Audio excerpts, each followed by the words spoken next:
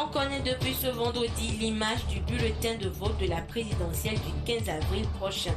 Le tirage au sort pour le positionnement des 5 candidats en lice pour le fauteuil présidentiel a eu lieu ce matin au siège de la CENI. Et les journalistes qui devront relayer les informations durant ces échéances électorales auront à le faire dans le respect des règles éthiques. Les patrons de presse ont pris cet engagement à la Haute Autorité de l'Audiovisuel et de la Communication en signant le Code de bonne conduite. Et puis les responsables de la DOSI et leurs partenaires poursuivent leur périple à travers les marchés de Lomé Golf. Réorganiser le secteur informel, voire permettre à ce que certains de ces acteurs se formalisent, telle est la mission de cette structure. C'était les titres de cette édition. Merci de nous rejoindre pour le 20h sur la télévision togolaise. Le Premier ministre a accordé 2 audiences ce matin à la primature. D'abord à une délégation de la fondation Bill and Melinda Gates, conduite par le responsable de Programme Afrique. Objectif à discuter de la coopération entre la fondation et le gouvernement togolais dans divers domaines et spécifiquement trouver des solutions idoines aux difficultés liées à la santé dans notre pays. Ensuite, le chef du gouvernement a également discuté santé avec une autre délégation, celle de Apollo Hospitals Group, un groupe hospitalier privé basé en Inde qui fournit des soins de qualité aux patients du monde. Nous écoutons les 2 personnalités au micro de Antoinette Roma. Au revoir. À la sortie d'une audience avec son Excellence le Premier ministre, avec qui nous sommes en train de discuter de la coopération entre la Fondation, ses partenaires tels que le FNUAP et le gouvernement du Togo sur la santé en général, mais aussi sur les questions liées aux produits pharmaceutiques. On a un très bon partenariat avec le gouvernement du Togo sur plusieurs projets, pas seulement cela, sur la vaccination, sur l'agriculture, etc. Et l'objectif de cette visite, c'était bien sûr de trouver une solution pour certaines difficultés auxquelles on a fait face récemment.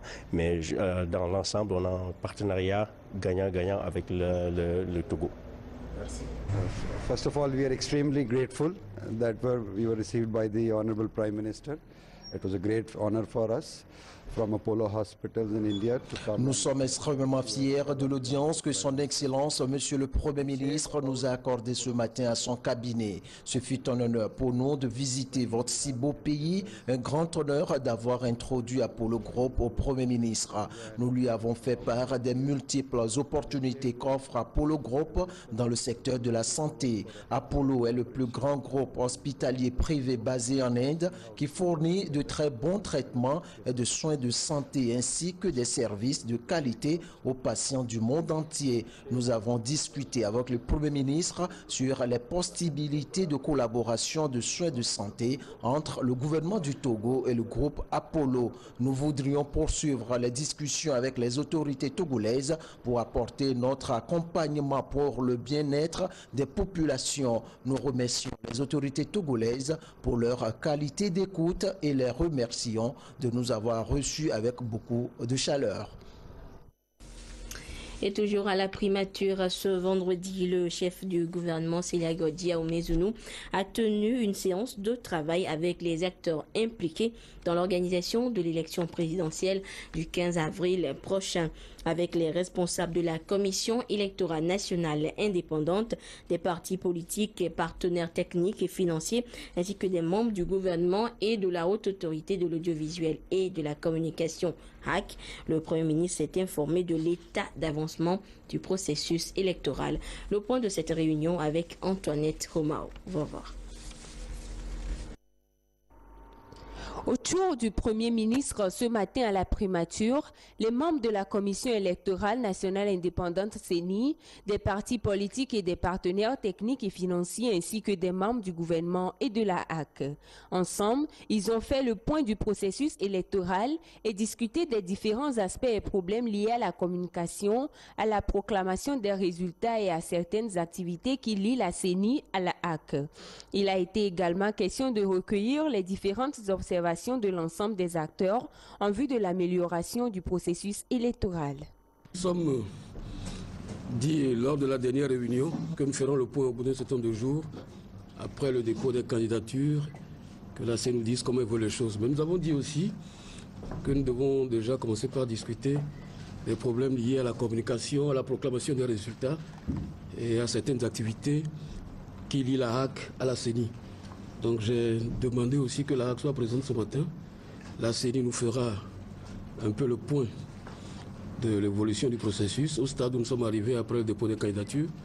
Et puis nous demanderons à la HAC de nous fixer sur les dispositions législatives et réglementaires et sur les mesures pratiques que la HAC elle-même met en place pour que cette question de la communication, de la proclamation des résultats en relation avec les médias puisse être débattue ici et que nous fassions des observations s'il y avait un besoin par rapport aux dispositions pratiques pour que les choses se passent dans les meilleures conditions. La dernière fois, nous avons fait le constat nous-mêmes que la publication des résultats peut être un sujet aussi de conflit grave et qu'on peut même manipuler le processus si nous ne maîtrisons pas la démarche en matière de communication et la manière dont la proclamation des résultats doit se faire pour que personne ne perturbe un peu le sens des résultats en prenant par des dispositions de communication, des mesures qui entraveraient gravement le processus. Donc la HAC nous parlera de ces dispositions et puis nous échangerons dessus et nous demanderons aussi au ministre de l'administration territoriale à ce stade de faire un peu le point de ce que le gouvernement a déjà réalisé en ce qui concerne son rôle d'accompagnement du processus et d'organisation à travers un certain nombre de dispositions liées aux services administratifs, notamment les services locaux de l'État qui participent à la bonne organisation de ce processus. Le président de la CENI, Tafaï Sifou-Tabiou, s'est lui aussi réjoui de l'évolution normale du processus électoral et a indiqué que cette réunion du comité de suivi des élections a permis d'informer le gouvernement, les acteurs politiques, la HAC et les partenaires techniques et financiers sur l'avancement du processus électoral au lendemain du dépôt des candidatures. On retient que la CENI a communiqué au comité de suivi de l'ordre d'inscription des candidats sur le bulletin de vote, qui est le suivant. En première position, M. Fabre. Deuxième position, M. Tchassona. Troisième position, M. Tahama. Quatrième position, M. Gogué. Cinquième position, M. Nyassimbe. Ça, c'est la première information. La deuxième information, c'est les résultats bruts de la révision des listes électorales. Nous avons 3 529 780 inscrits. Et c'est ces 3 529 780 inscrits qui sont sur les listes électorales qui vont être affichés à partir de demain dans tous les CRV pour ouvrir une période de contentieux sur les dates du 16 et du 17 mars. Lors de cette rencontre, la représentante de la HAC a fait part au comité de suivi des élections des différentes activités que mène l'instance de régulation des médias pour garantir le respect des règles déontologiques et d'éthique avant, pendant et après les élections. Nous avons pu donner toutes les étapes des activités de la HAC, à commencer par la révision des différents textes réglementaires qui doivent gérer l'activité des médias dans le cadre du processus électoral, c'est-à-dire la couverture médiatique de ces activités. Nous avons également évoqué les séminaires de sensibilisation et d'imprégnation de textes que la HAC a initié dans le cadre de l'élection présidentielle avec le soutien de certains partenaires, en l'occurrence le PNUD. Enfin, nous avons effleuré la question de la publication des résultats par les médias, mais Son Excellence, Monsieur le Premier ministre, a préféré qu'une autre séance soit largement consacrée à ce point très important, surtout que le processus électoral porte sur une élection présidentielle où le pays tout entier est une circonscription électorale. Le comité de suivi des élections est un cadre de discussion, d'échange et de partage qui permet d'entretenir un climat de confiance et de dialogue pour un scrutin réussi et apaisé. Le président de la CENI l'a évoqué. La commission qu'il préside a procédé donc ce matin au tirage au sort du positionnement des candidats sur le bulletin de vote. Et la cérémonie a été supervisée par un huissier de justice en présence également des mandataires des 5 candidats en lice pour le fauteuil présidentiel. Augustin Kossi, Aimé Abal. L'ordre d'inscription des candidats sur le bulletin unique de vote à la présidentielle du 15 avril est connu. C'est à l'issue d'un tirage au sort qui s'est déroulé au siège de la Commission électorale nationale indépendante sous la supervision d'un huissier de justice. Le positionnement des candidats se présente comme suit. 1. Monsieur Fabre Jean-Pierre. 2. Monsieur Tchassona Mohamed Traoré. 3. Monsieur Tama Komandega. 4. Monsieur Gogué Tchabouré. 5. Monsieur Nyasingbe Fort et Soazimba. Tout s'est déroulé sous le regard des représentants des 5 candidats qui ont été associés au contrôle et à la vérification de toutes les étapes qui ont abouti au résultat de ce tirage. On a suivi ensemble avec le huissier qui a procédé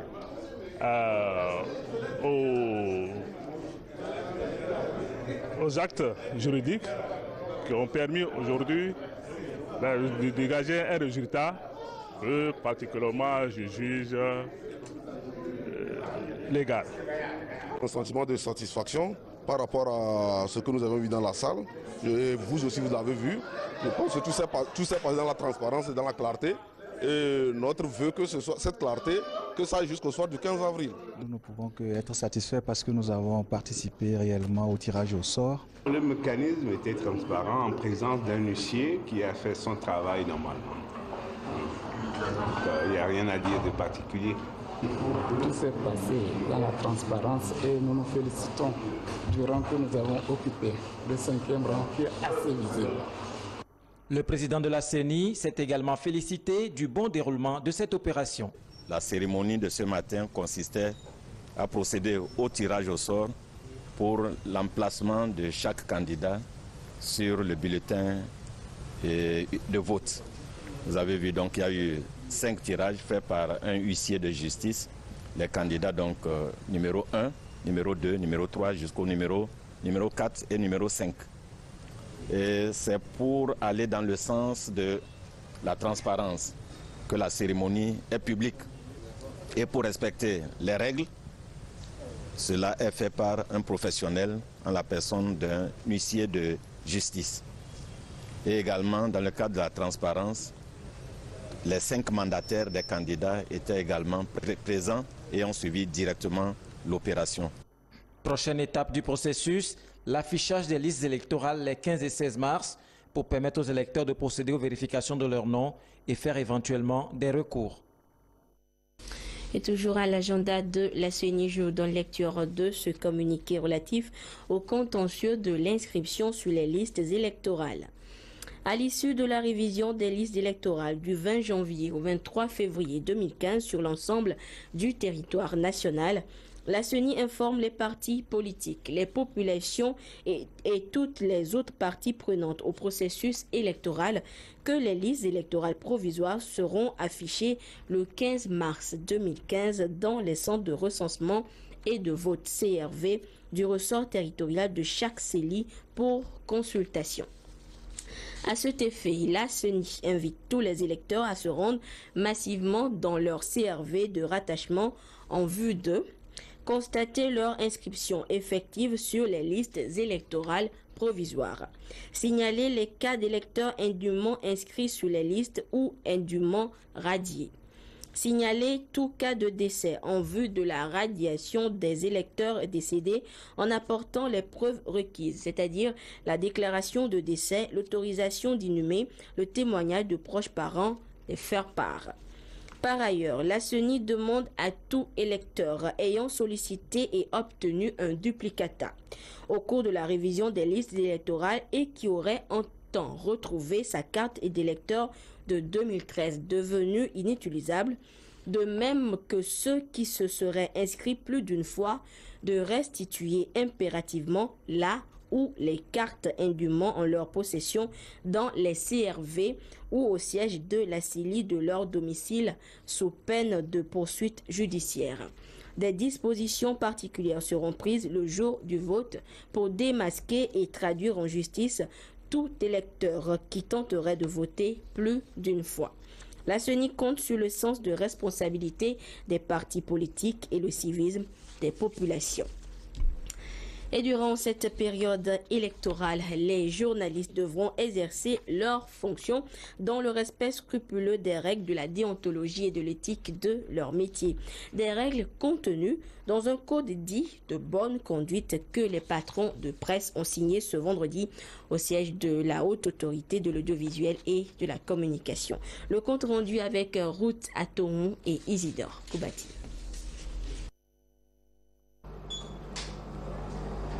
La presse togolaise est fortement sollicitée en ce moment où le Togo est de plein pied dans les préparatifs de l'élection présidentielle du 15 avril prochain. Vu la portée de ce scrutin, le journaliste est appelé à accomplir sa tâche en toute responsabilité dans le respect strict des règles déontologiques et d'éthique. Pour accompagner les journalistes dans cette mission, la HAC, la Haute Autorité de l'Audiovisuel et de la Communication, a procédé à l'élaboration d'un code de bonne conduite décliné en 13 articles où certains principes de base comme l'exactitude, l'équilibre et l'égalité dans le traitement de l'information sont mentionnés.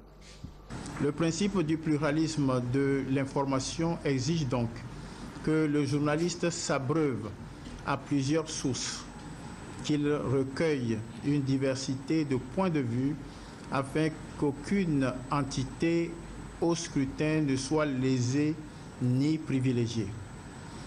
Dans la diffusion de l'information, il doit également éviter une orientation de l'opinion publique vers l'idéologie d'un parti politique donné ou d'un regroupement de partis politiques. Il doit être aussi impartial et honnête.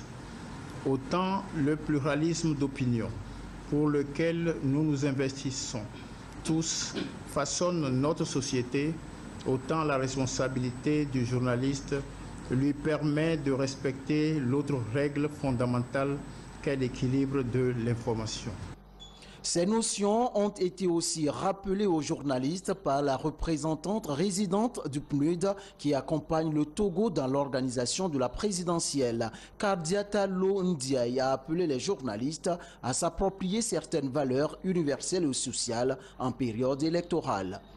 Le code de conduite vient donc simplement compléter par la dimension éthique les actions de renforcement technique et structurel. Nous avons bon espoir que la conjugaison harmonieuse de ces efforts permettra à la presse togolaise, jeune mais active, de remplir sa mission dans de bonnes conditions en contribuant encore une fois à une élection libre, transparente et apaisée. La démarche de la HAC d'associer les journalistes dans la réussite de la présidentielle du 15 avril prochain est ici appréciée par les patrons de presse. La haute autorité a pris sur elle le devoir de nous envoyer le projet du code et nous avons fait nos amendements qui ont été, on a tenu compte d'un certain nombre d'éléments et c'est sur la base de cela que nous-mêmes aujourd'hui nous avons signé librement ce code de bonne conduite et qui nous engage, nous en tant qu'organisation de presse, et qui engage par voie de ricochet tous les médias de la presse togolaise et qui permettent aux médias de savoir ce à quoi s'en tenir dans cette période électorale. Cette cérémonie montre donc à suffisance le rôle primordial que doit jouer le journaliste dans la formation de l'opinion publique et dans l'apaisement du processus électoral. Les patrons de presse ont donc signé ce code de bonne conduite à la salle de l'hôtel Eda Oba en présence des responsables de l'autorité, de la haute autorité de l'audiovisuel et de la communication et de la représentante résidente du PNUD au Togo. La suite de cette édition, je vous le disais en titre, le gouvernement togolais prend à bras le corps l'organisation des activités du secteur informel. Dans cette vision, la DOSI, la délégation à l'organisation du secteur informel, sensibilise depuis quelques semaines les commerçants des marchés de la préfecture du Golfe et de Lomé commune sur la nécessité de formaliser leurs activités. Et la campagne était aujourd'hui à sa 6e étape dans le marché d'Anoukope. Robert Potogbe, Christine Péché-Kialoudé. Le marché de Anoukope, 6e étape de la tournée de sensibilisation de la délégation à l'organisation du secteur informel d'Ossi. Ici, les commerçantes et commerçants de Kodomé et de Anoukope ont reçu la visite de la directrice générale Ingrid Awadé et sa suite. Tout comme dans les autres marchés, ces femmes ont été sensibilisées sur la nécessité de formaliser leurs activités. Si elles sont organisées en groupement ou en association, elles pourront également bénéficier de plusieurs autres avantages comme les produits du FNFI. Les pièces d'identité sont également indispensables. La délégation à l'organisation du secteur informel va leur faciliter l'obtention de ces documents. Nous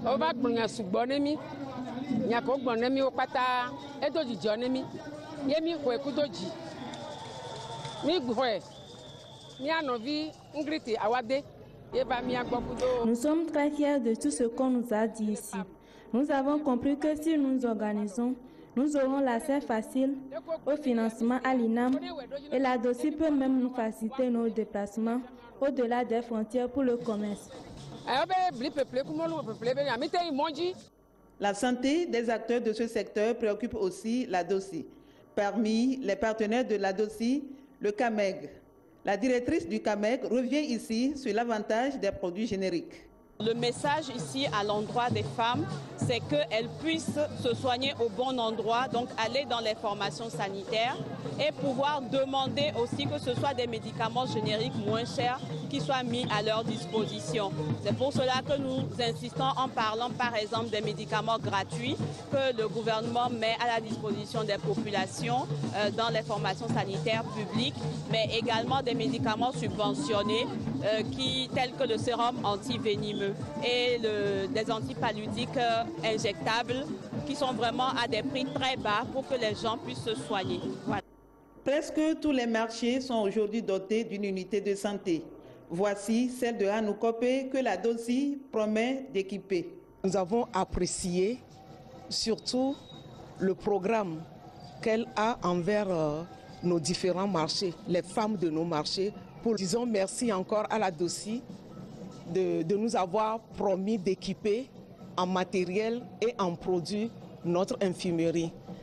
Et aussi, nous avons d'autres infirmeries qui sont en construction et la même promesse est allée à ces différentes infirmeries aussi. La tournée se poursuit. Prochaines étapes, les marchés de Noukafou, d'abattoirs et de baies. Du 2 au 19 mars, grâce à la délégation à l'organisation du secteur informel de Zidonk, les femmes commerçantes de la préfecture du Golfe et de Lomé commune seront au parfum des dispositions que prend cette structure pour leur permettre de mieux s'organiser. Sur 9 marchés, 6 ont déjà été visités et déjà le message a atteint sa cible selon la directrice générale de la DOSI, Ingrid Awadé, que nous écoutons faire le bilan à mi-parcours de cette sensibilisation au micro de Robert Potogbe et de Christine Péché-Kialoudé. Depuis le 2 mars, nous sommes en tournée sur les marchés de la commune de Lomé et de la préfecture du Golfe. Nous sommes heureux de constater que les acteurs du secteur informel sont au courant des activités de la DOSI. Aujourd'hui, ils savent que la DOSI est leur interlocuteur et leur porte-voix au niveau de toutes les administrations et au niveau des questions qui concernent leur vie courante. Se sentir citoyen, se sentir togolais, c'est participer aux actes de la vie quotidienne. Participer aux actes de la vie quotidienne, c'est quoi? C'est pouvoir bénéficier d'une aide dans l'établissement de la pièce de naissance, dans l'établissement de la pièce de la nationalité, dans l'établissement d'une carte d'identité ou dans l'établissement d'un passeport. C'est pouvoir à terme bénéficier à moyen ou à long terme d'une assurance maladie. C'est pouvoir bénéficier d'une pension. C'est pouvoir avoir la sécurité d'être bien soigné, d'avoir les médicaments de qualité à des prix abordables, de bénéficier aussi de tous les services financiers. Si vous avez remarqué dans notre tournée, la DOSI n'est pas seule. Nous sommes avec la Direction générale de la documentation nationale, nous sommes avec la Direction générale de la nationalité et du Sceau, nous sommes avec la CAMEG, le FNFI, l'INAM, l'ONAF. Tous ces acteurs rentrent dans le bien-être des populations que constitue le secteur informel. Et aujourd'hui, je pense que le message est en train de bien passer, celui à travers lequel le secteur informel sait que désormais, et depuis 2008, ils ont un interlocuteur, ils ont une interface que constitue la DOSI dans leur vie au quotidien. La ministre du Commerce et de la Promotion du secteur privé échange de son côté avec les opérateurs économiques du pays. Des rencontres de sensibilisation et d'information sur les différentes réformes entreprises par le gouvernement pour améliorer le climat des affaires dans notre pays.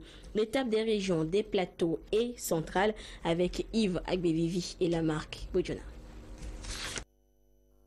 Ils ont bénéficié des informations nouvelles et nécessaires pour se mettre au diapason des nouvelles dispositions en vigueur pour une économie épanouie au Togo. Les directeurs commerciaux, tous secteurs confondus, ont écouté la ministre du Commerce et de la Promotion du secteur privé et son séminaire Lexim Balouki. Les nouveaux produits du Fonds national de la finance inclusive, l'Agri-CEF et l'Agicef, deux produits lancés par le chef de l'État en faveur des jeunes diplômés en quête de moyens pour entreprendre, de même qu'en faveur des agriculteurs et les transformateurs, sans oublier les conservateurs des produits agricoles, ont été étayés aux populations d'Atapamé pour le compte de la région des plateaux. Tant surtout que le chef de l'État vient de lancer deux autres produits en vue de résoudre le problème de pauvreté de certaines couches de notre population. Nous nous sommes dit qu'il faut venir vers ces couches de la population pour leur dire que beaucoup de choses sont en train d'être faites pour eux et qu'ils doivent s'organiser pour pouvoir en bénéficier. Et c'est pour ça que nous sommes là. Et c'était aussi l'occasion de les écouter. Nous ne sommes pas simplement venus pour leur dire, pour parler, mais nous sommes aussi venus pour leur demander ce qu'ils pensent de la chose, est-ce qu'ils sont au courant déjà de la chose, et recueillir toutes leurs doléances. Discussion constructive, les populations ont exprimé à la ministre leur satisfaction face à cette rencontre qui constitue la deuxième étape de la tournée de Madame la ministre du Commerce et de la Promotion du secteur privé à Atapamé. Le Togo, comme la plupart des pays les moins avancés, est confronté par un déficit chronique de la balance commerciale et a recours de façon quasi systématique à l'aide extérieure pour financer son développement et lutter contre la pauvreté. C'est pour juguler ce déficit que le ministère en charge du commerce et de la promotion du secteur privé a entrepris cette tournée afin de rencontrer les opérateurs économiques de chaque région pour sensibiliser ces derniers sur les réformes réalisées et les programmes internationaux de développement. Et c'est des opérateurs économiques qui ne sont pas toujours informés de ce que le gouvernement fait pour eux. Et il y a certaines mauvaises personnes qui les trompent, qui leur disent que le gouvernement n'a rien fait ou qui leur donnent de mauvaises informations. Alors nous leur avons donné des conseils sur leur activité, comment il faut mieux gérer les activités, les possibilités de formation qui sont offertes dans ce secteur-là, et leur demander de nous aider à les aider. Et donc nous leur avons expliqué aussi que le FNFI, le premier projet APSEF, est encore en train d'être fait, mais que le président de la République a lancé 2 autres produits pour les agriculteurs et les jeunes qui ont fini la formation ou leurs études et qui ont envie de se lancer dans les affaires. La ministre du Commerce a échangé avec les opérateurs de la région centrale sur l'environnement des affaires, le paiement des impôts, le commerce international, ainsi que les programmes internationaux de développement du commerce. 5e rencontre ce vendredi du comité de suivi des relevés de conclusion des négociations entre les centrales syndicales et le gouvernement. Il s'agissait de faire le point des travaux de ce comité et par la même occasion lancer un appel à la synergie des travailleurs du Togo à un retour à la table des négociations. Luc Assis, Arnaud Dikili. Le comité de suivi des relevés de conclusion des négociations entre le gouvernement et les centrales syndicales, de nouveau en concertation pour évaluer l'état d'avancement des travaux. Pour cette 5e rencontre, les membres de la synergie des travailleurs du Togo STT n'ont pas assisté à la réunion. Une situation que déplore le gouvernement qui appelle la STT à rejoindre la table des discussions. Les travaux avancent et sont en très bonne voie. Nous voudrions, par rapport à la synergie des travailleurs du Togo, qui entend quitter la table de discussion, nous voudrions l'inviter de nouveau à reprendre sa place au comité de suivi et à cesser les appels à des grèves intempestives qui exposent certains travailleurs qui sont tentés d'obéir à ces grèves-là.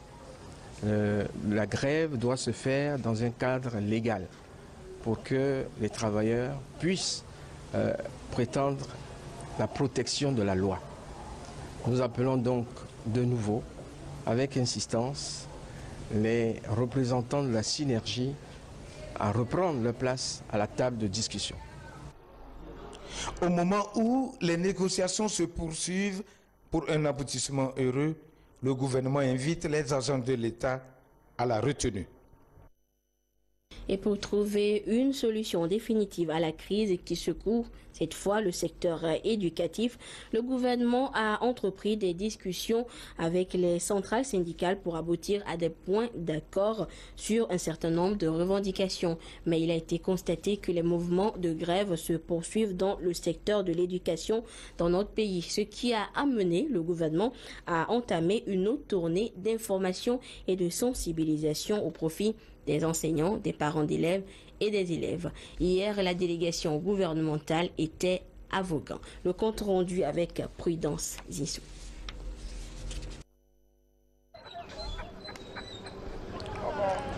La tournée entamée par les membres du gouvernement à propos de la crise sociale qui secoue le pays a ciblé ce jeudi les enseignants de Vaud.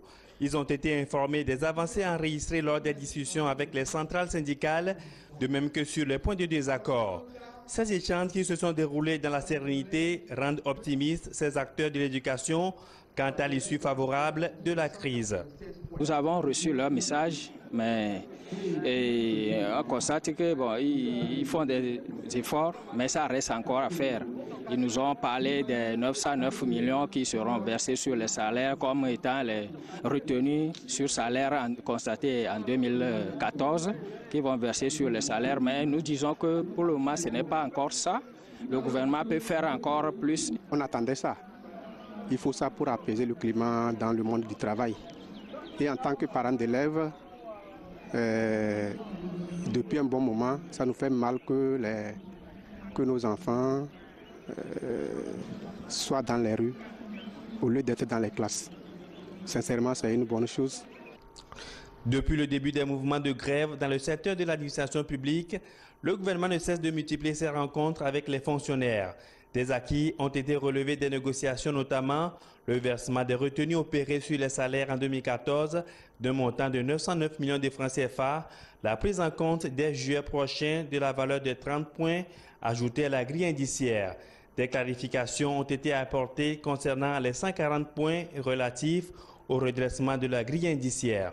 Nous sommes venus apporter un peu de la lumière sur les réclamations qui sont faites, notamment le problème de l'augmentation des salaires, sur le redressement des salaires sur la base de 280 points.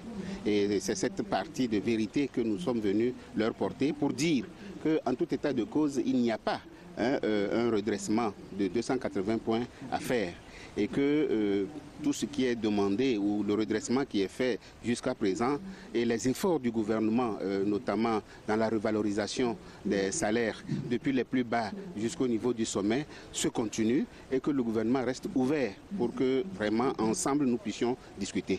Nous souhaitons essentiellement que la grève s'arrête pour que nous puissions reprendre les négociations. Ces assises de Vaughan mettent fin à la tournée d'échange dans la région maritime. Prochaine étape, les savanes dans la ville de Dapaon le 16 mars prochain, avant Kara, Sokoré et Atakpamé. L'Institut africain pour les sciences mathématiques en Afrique, African Institute for Mathematical Science, lance un appel à candidature au titre de l'année 2015-2016 pour des bourses de formation dans le programme de master en sciences mathématiques. Les candidats doivent justifier d'un diplôme universitaire de 4 ans en mathématiques ou dans tout autre domaine scientifique correspondant ou d'ingénierie où les mathématiques sont prépondérantes. Les candidatures doivent se faire en ligne sur le site du www.neteinstein.org/study au plus tard le 23 mars 2015, date de clôture des candidatures. Pour d'amples informations, visitez le site indiqué ou adressez votre courriel à l'adresse application 2015@neteinstein.org. Le programme de développement communautaire et des filets sociaux, en abrégé PDC+, à l'heure du bilan à mi-parcours, est le thème de l'émission Au cœur de la nation de ce soir. Rendez-vous est pris pour 21h en direct sur la télévision togolaise avec Franck Missité et ses invités. Ainsi met fin à ce journal. Merci à vous qui l'avez suivi où que vous soyez grâce à la télévision togolaise. Au revoir.